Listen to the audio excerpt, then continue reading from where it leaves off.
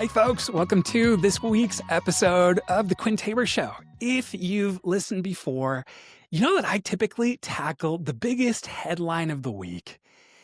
And right now, as I just keep perusing the news, it's a lot of the things that I've already covered that I still care deeply about. How do we come to a ceasefire in Ukraine that still takes care of our allies? And how do we stay out of foreign wars? Like what's going on in the Caribbean? Like those are the things that I'm passionate about, in the same way that healthcare is another big topic that I've spoken to.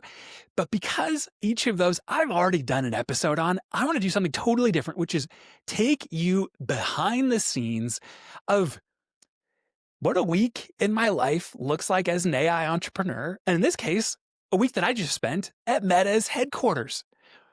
Really spending 3 days talking about the future of AI, but interestingly, the future of AI computing. What's AI going to look like when we all have an agent? But is it going to be on your phone, on your computer, or dare I say, on your face? AI that sees what you see, hears what you hear, is able to coach you in each moment, sending you messages into your field of view and speaking into your ear in a way that's totally confidential and only you can hear. Those are the interesting questions that I've been pondering and working towards for almost 8.5 years.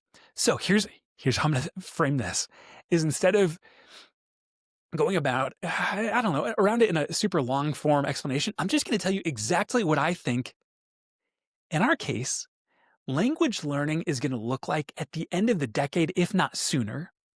Extrapolate kind of all the other like really low-hanging fruit use cases. Also describe how the industry is moving in this surprisingly cohesive direction. And then what are all the downstream impacts for you, me, and the rest of our nation? So let's just dive right in. Picture how you and I learned Spanish in high school. It's the classroom with 30 students, a teacher up front trying to lecture and have you drill flashcards, all with the hope that when you do land, maybe in Spain for your study abroad or Cabo for spring break, that you know how to speak the language. And just picture yourself there. How did that go? Right? Like that's the pitch I've been given for almost a decade.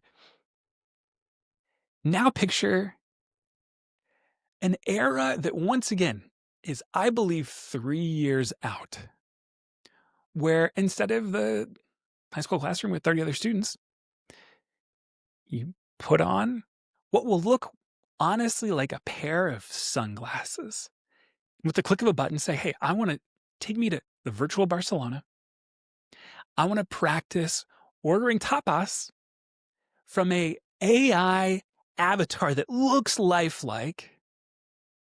With each interaction, that AI tutor mapping my strengths, my weaknesses, what words I need to focus a little bit more on, where my pronunciation lacked. Let that AI build coursework that's adaptive to, once again, your and my very curated needs. Then let me opt in to meet with a real life teacher, probably in a small group of 3 to 5 other students, where you can put all of that language to use, but still in the virtual Barcelona. Totally immersive. Yes, still curated to your level, but allowing you to practice it in real life with other humans. That's a world that's like delightful, not just because of the learning efficacy gains, but because of the community that you're actually getting to engage the language with. That you're going on language adventures and quests and like winning games together and competitions. And what we already have, the first like thriving community where there are cover bands and birthdays and like key life milestones that are celebrated in that virtual world, where you're able to connect with others that care about the language and the culture and the history of that new part of the world that you're discovering. Because that is what language is. It's more than just rote memorization. That's what we've been building.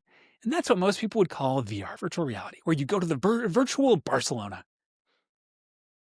But now let me keep expanding on kind of this new wave that I have begun to call closing the loop, where how many language apps or classes have you tried that prepare you for Barcelona, but then you get there and you flounder?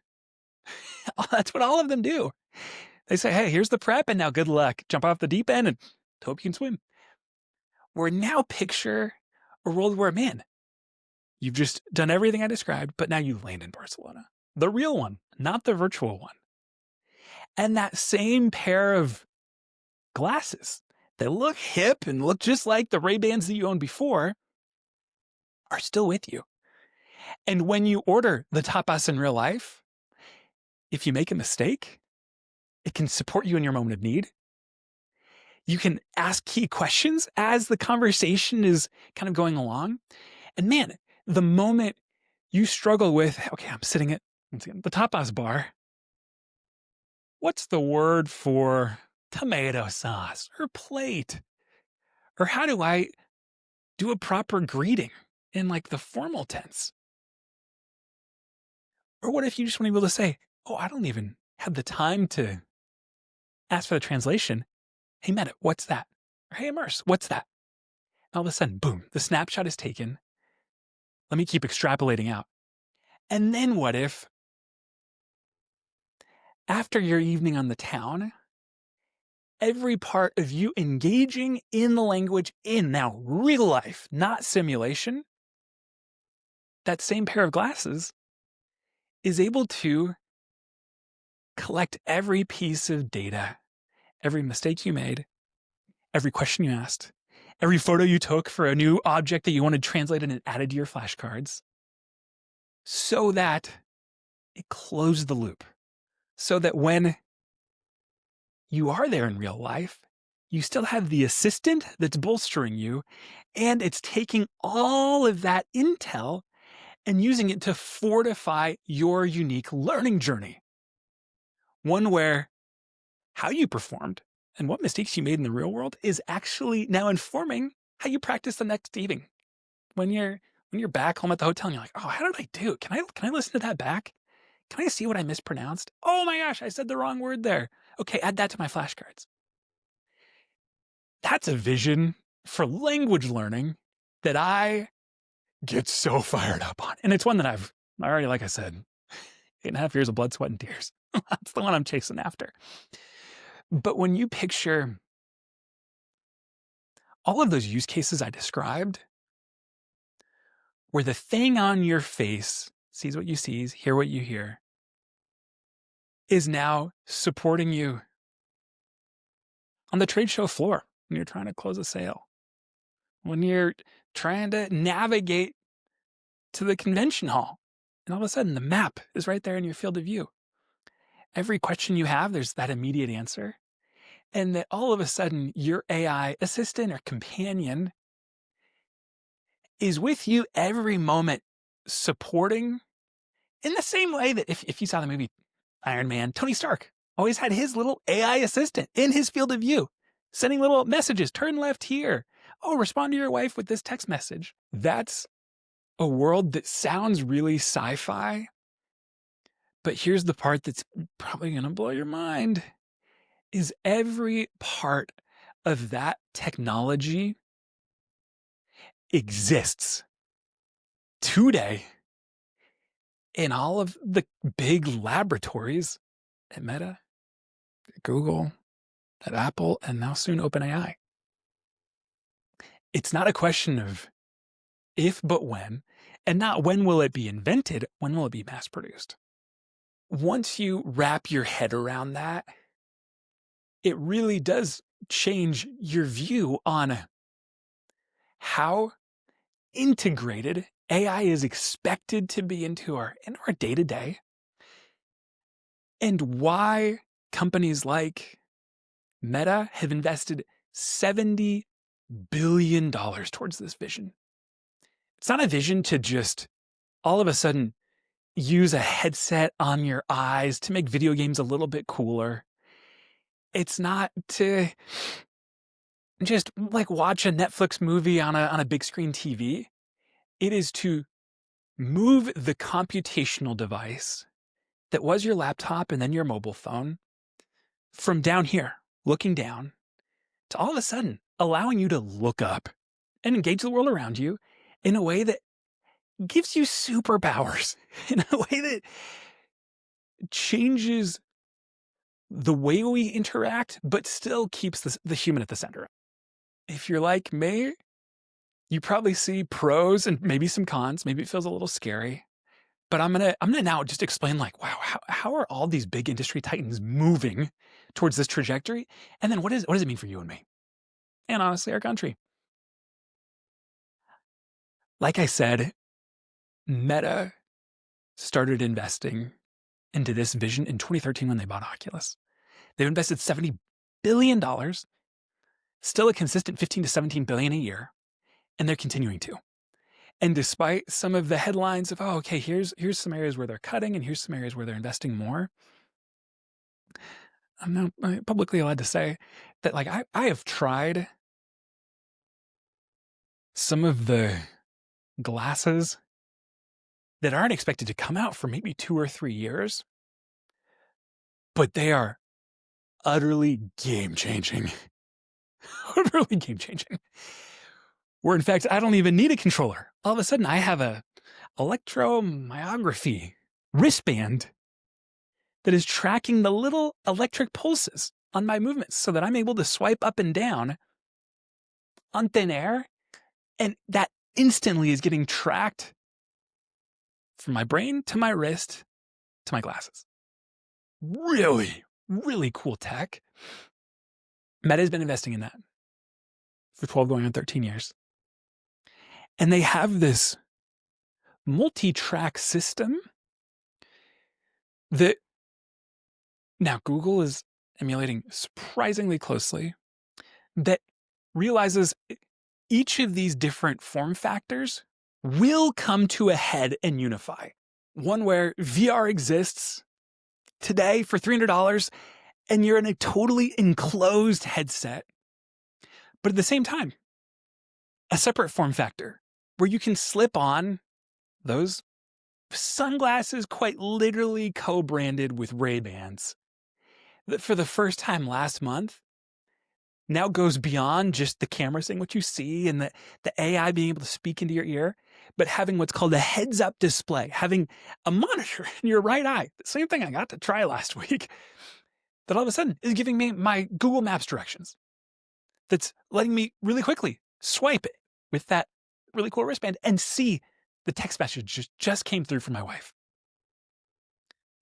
Each of those form factors, virtual reality as we knew it, the smart glasses, and then the smart glasses and the long-term vision, where all of a sudden, instead of just directions on a map or a text message coming through, what if, it's called fully holographic augmented reality, it's not just a 2D message, it is the 3D model of the BMW that BMW designers are modeling, even though one is in New York and one is in Germany.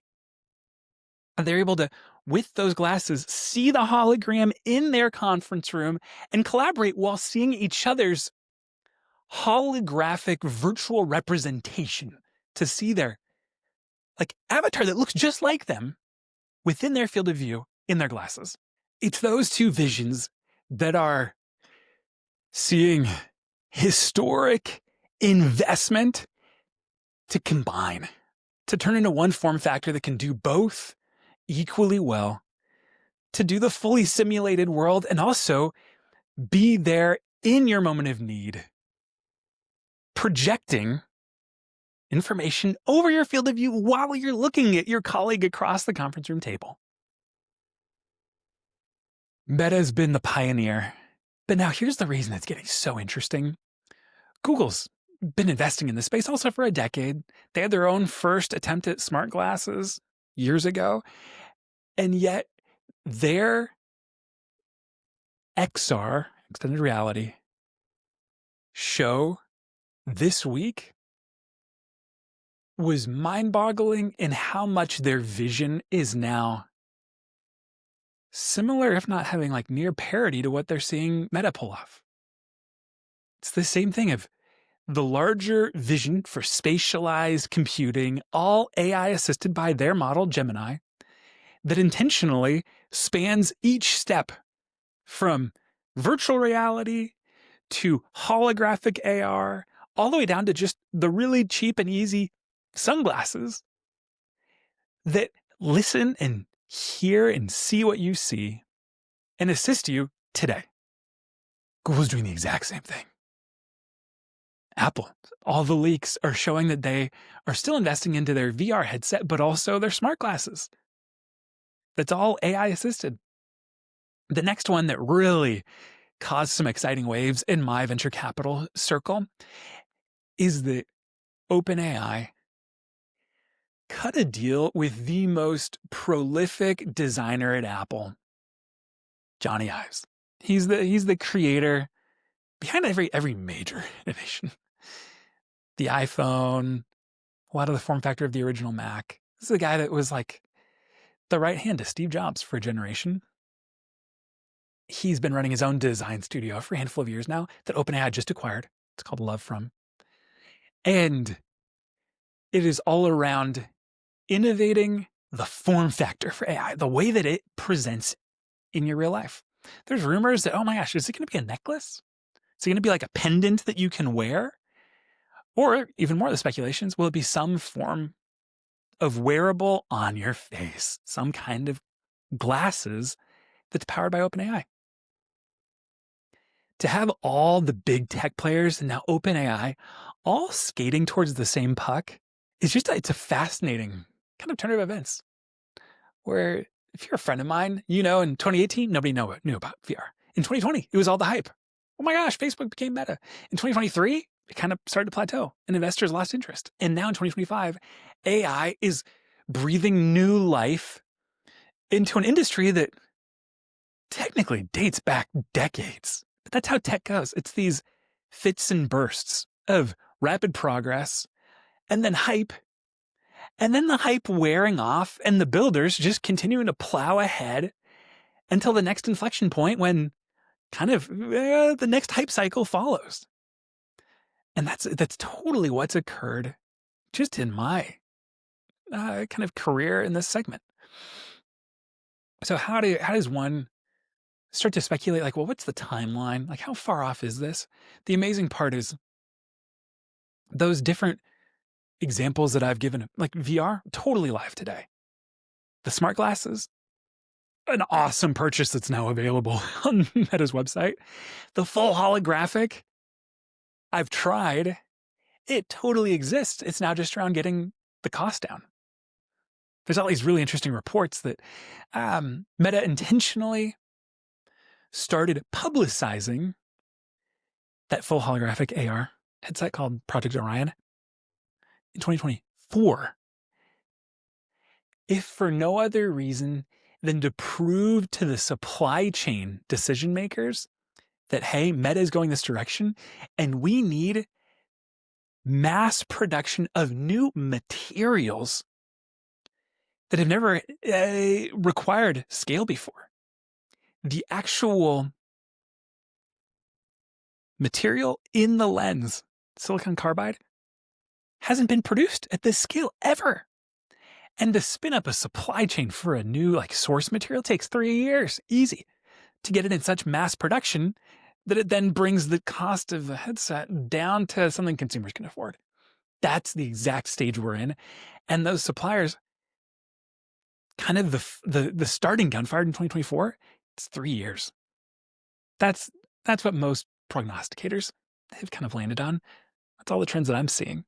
So all of a sudden, 2027 and 2028 will be what I believe that next, it'll be now my third or fourth inflection point watching this space.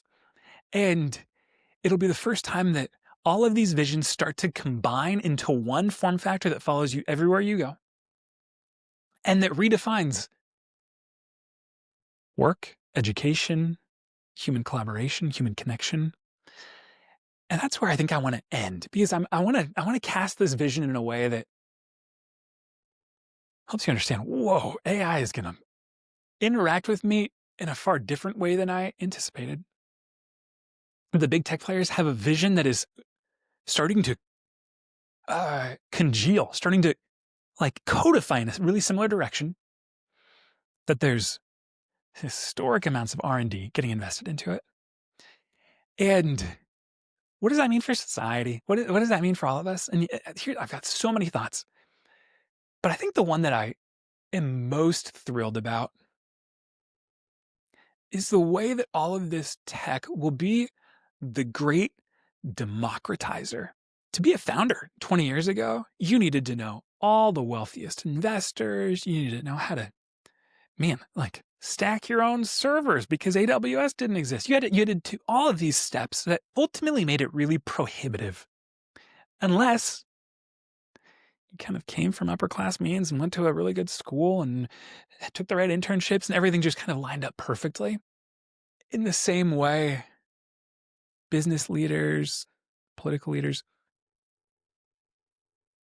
if you had wealth and connections, you always had access to the best proprietary information. And you always just had kind of an unfair upside, but here's the crazy one. You, me, political world leaders, and the titans behind the big tech companies, we're all using the same AI. That's what's really interesting.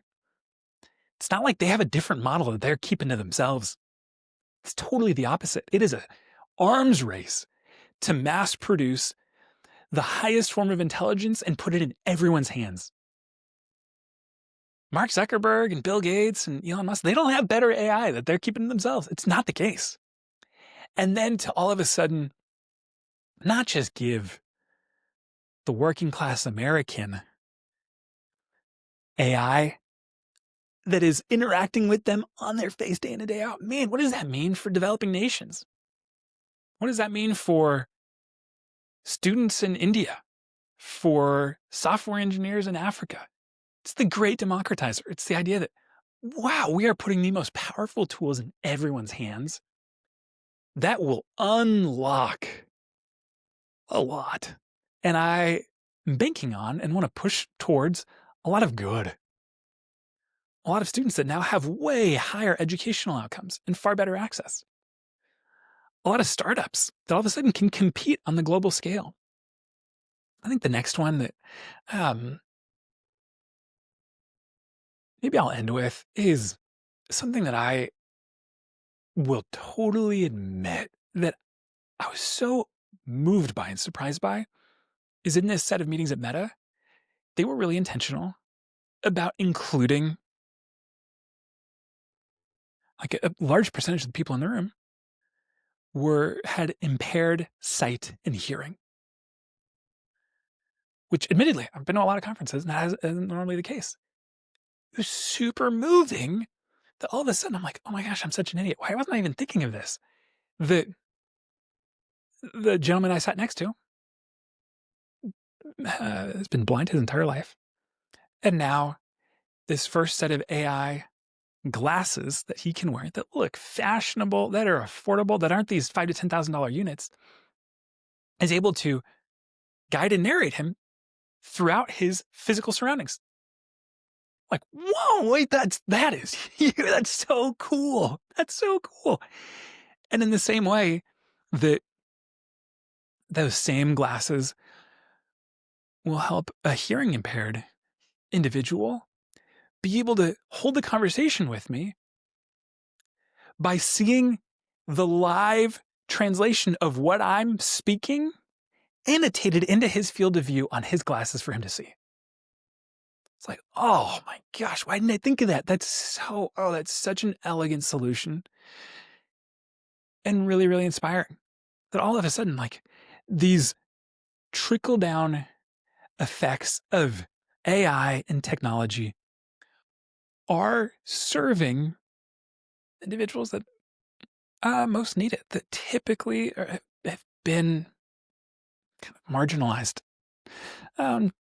to the outskirts of society, but like to the societal benefit of innovation.